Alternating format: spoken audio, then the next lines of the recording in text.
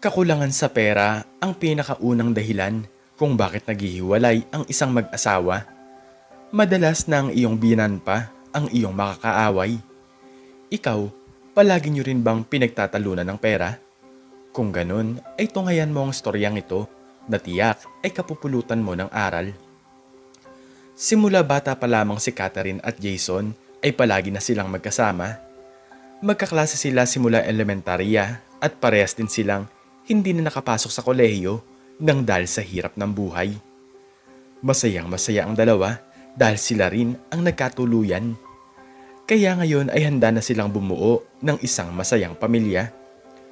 Catherine, ipinapangako ko sa iyo na gagawin ko ang lahat para maibigay sa iyo ang isang maginhawang buhay. Masayang sabi ni Jason. May tiwala naman ako sa iyo, Jason. Kilalang kilala na kita. Masipag ka at mabilis kang gumawa ng paraan. Laking pasasalamat ko nga sa iyo na ikaw ang aking naging asawa. Nakangiting sagot ni Catherine. Nagkaroon naman ng magandang trabaho si Jason. Sumasapat naman sa pangaraw-araw ang kanyang kinikita. Ngunit gusto pang maghanap ng lalaki ng isa pang pwedeng pagkakitaan. Kung ano-anong trabaho na lamang ang pinapasok ni Jason, matupad lamang ang mga pangako niya sa kanyang asawa. Ngunit madalas manghingi ng pera sa kanya ang mga magulang ni Catherine. Kung ano-anong bagay na lamang ang hinihingi na para bang gusto na lamang iasa kay Jason ang kanilang buhay. Jason, wala na kaming pera ng aking asawa. Hindi na kami makakain ng sapat sa pangaraw-araw. Parinig ni Aling Dahlia. Ganun po ba, Nay? Sige po, bukas na bukas po ay bibigyan ko po kayo ng pera. Magalang na sagot ni Jason. Nang dahil doon ay mas kinailangan ng lalaki na mas lalo pang magsikap sa kanyang buhay. Hindi lang ang kanyang asawa ang kanyang binubuhay, pati na rin ang mga magulang nito. Hindi na nga siya makaipon para sa kanilang mag-asawa. Lumipas ang mga taon ay nagkaroon na rin sila ng dalawang anak, ngunit patuloy pa rin na sa kanya umaasa ang kanyang mga biyenan. Catherine, dalawa na ang ating anak, pero sa akin pa rin humihingi ng panggastos ang iyong mga magulang. Baka naman isang araw ay tayo naman ang kapusin. Alam mo naman na nagagatas pa silang dalawa, malungkot na sabi ni Jason. Kinausap ko na nga din si nanay at tatay tungkol sa bagay na yan. Nagalit lang sila sa akin nang sabihin ko na meron din naman tayong sariling pamilya. Nahihiyang sagot ng babae. Hindi na talaga malaman pa ni Jason ang kanyang gagawin. Mas malaking halaga ng pera ang nahihingi ng kanyang mga biyanan kaysa sa panggastos nila para sa kanilang sariling pamilya. Nang dahil doon ay hindi umuunlad ang kanilang buhay. Marami na sana siyang naipon kung hindi lang humihingi ang nanay ng kanyang asawa. Isang araw ay muling pumunta si Aling Dahlia sa kanilang bahay upang muling manghingi ng tulong. Gulat na lamang ang lalaki sa isang bagay na hinihingi ng kanyang biyanan. Jason, alam mo naman na nagkakaedad na kami. Wala kaming ibang libangan sa bahay. Baka naman pwede mo kaming ibili ng bagong TV, sabi ni Aling Dahlia. Napapakamot na lamang sa kanyang ulo ang lalaki dahil wala naman siyang kakayanan upang makabili ng ganitong klase ng bagay. Naku Nay, pasensya na po kayo. Sa totoo lang po ay wala pa po kong ipon. Alam niyo naman po na dalawang pamilya ang aking sinusuportahan. Hindi nga po ako tumutulong sa aking sariling mga magulang. Nakayokong sagot ni Jason. Nakita ng lalaki na napasimangot ang kanyang biyanan. Para bang responsibilidad pa niya ang kasiyahan ng mag-asawa. Sinasagot na nga niya ang lahat ng gastusin ng mga ito, ngunit sa tuwing hindi niya matutupad ang kanilang mga kahilingan, ay para bang siya pa ang merong pagkukulang. Inaasahan ko na naman ang tungkol sa bagay na yan. Alam ko naman na tatanggihan mo kami. Sige na at uuwi na ako. Nagsasayang lang ako ng oras sa wala. Pabalang nasabi ni Aling Dahlia. Naiinis na talaga si Jason sa matandang babae. Tinitiis niya lang ang kanyang galit dahil gusto niya pa rin ibigay ang kanyang paggalang sa mga magulang ng kanyang asawa. Malungkot na nilapitan ni Catherine ang lalaki upang humingi ng pasensya. Jason, pasensya ka na kay nanay ha. Pwede mo naman siyang wag tulungan. Nakikita ko kasi na para bang sinasamantala ka na niya. May trabaho naman ang aking tatay, pero sa'yo pa rin sila humihingi ng pera. Paliwanag ni Catherine. Sige mahal, susubukan ko. Kung sakaling gawin ko ang bagay na yun, ay matutupad na natin ang ating mga pangarap. Alam mo naman na malapit nang mag-aral ang ating panganay na anak, nakangiting sagot ni Jason. Ngunit kinabukasan ay biglang inatake ng sakit si Catherine. Nagmamadali itong isinugod ni Jason sa ospital. Kaso nga lang ay wala silang sapat na pera upang ipagamot ang kanyang asawa. Nalaman na lamang kasi nila na matagal na pala itong merong malubhang karamdaman. Iyak nang iyak si Jason at siya naman ang lumapit sa kanyang biyenan. Nay, may sakit po si Catherine at kailangan ko po ng tulong niyo. Nasa ospital po siya ngayon. Pagmamakaawa ni Jason. Wala ka na bang sapat na pera para ipagamot ang aming anak? Ay naku naman Jason, wala rin kaming pera. Pero sige, gagawa kami ng paraan. Inis na sagot ni Aling Dahlia. Hindi na rin kasi sila makakain ng maayos dahil nauubos nga ang pera nila para sa kanyang mga biyanan. Madalas na toyo at asin lamang ang kanilang inuulam, makabili lamang ng gatas ng kanilang mga anak. Ngunit parang isang hangin lamang sa harapan ang lahat ng mga nangyari.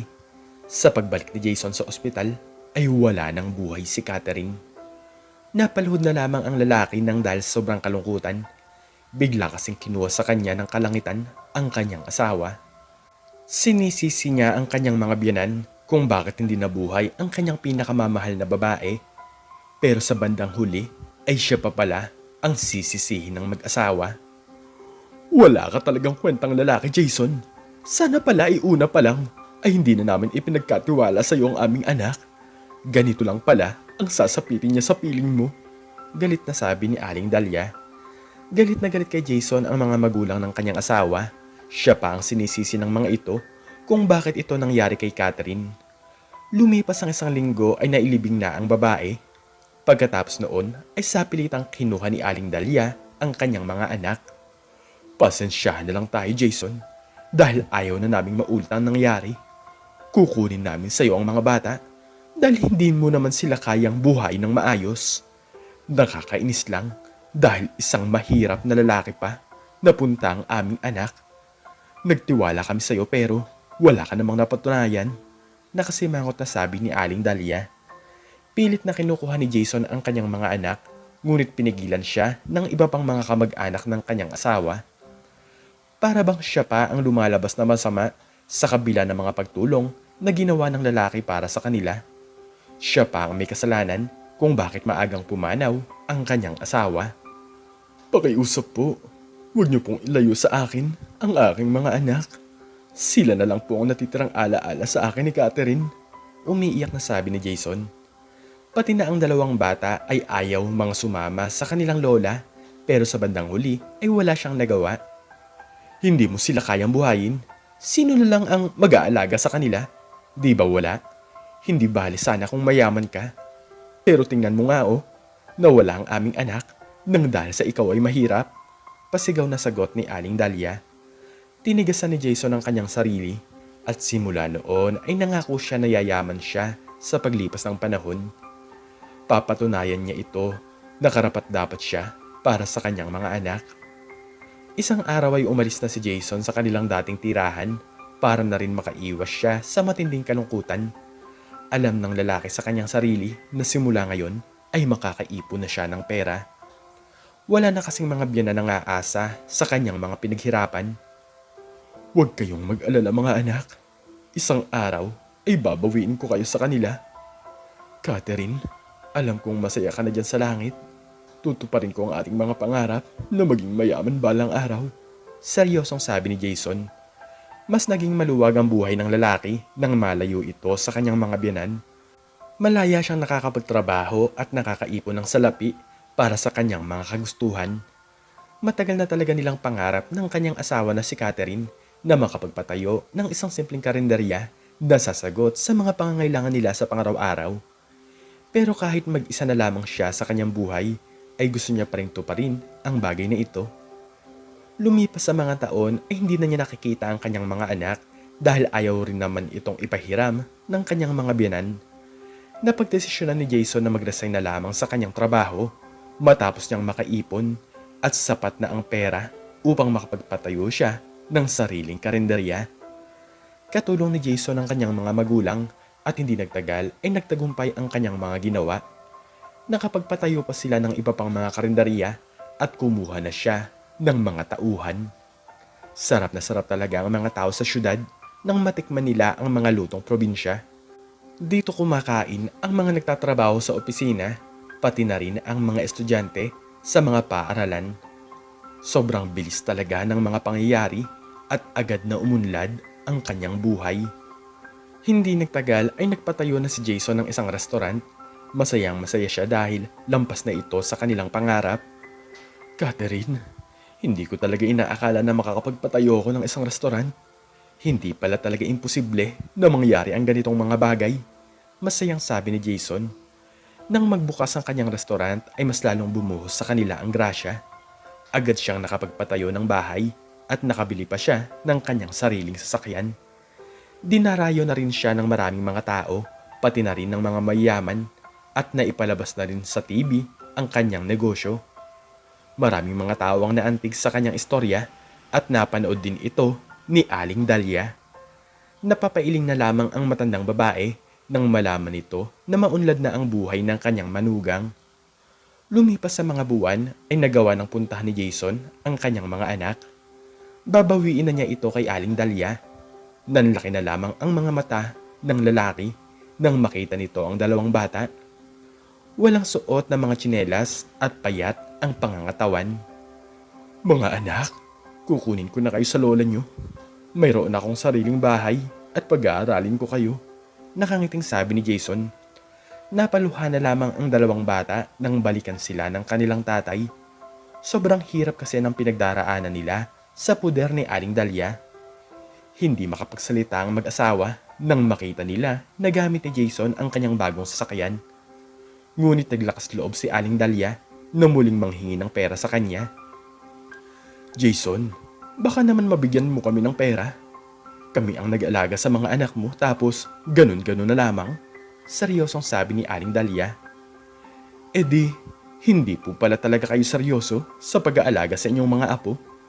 Sisingilin niyo ako ng pera sa sapilitang pagkuha niyo sa kanila. Tingnan niyo nga po ang kanilang mga itsura. Sa tingin niyo po ba ay naalagaan niyo po sila ng mabuti? Mataas na boses ni Jason. Agad nitong isinakay ang dalawang bata sa kanyang sasakyan. Hindi na nakapagsalita pa si Aling Dahlia at sobrang dismayado ito dahil hindi siya nakahingi ng pera. Simula noon ay naging maayos na ang kalagayan ng mga bata. Muli silang nabuo at muli na silang magkakasama. Nakakapag-aral na ang mga ito sa eskwelahan.